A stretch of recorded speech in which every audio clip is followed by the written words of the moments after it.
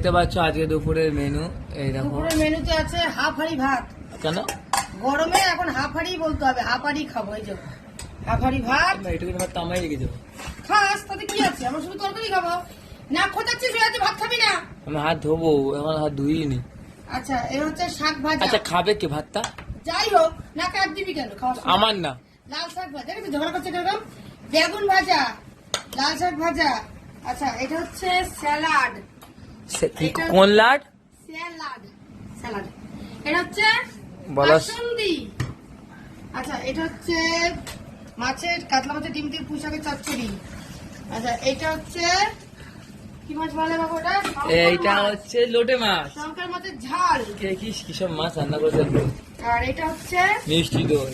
Motor না, motor না। এখন শীতকাল, গরমকালে মিষ্টি দইয়ের কথা বলবি না। এই যে টক দই সামনে নিয়ে। দেখছি। এই যে ও এটা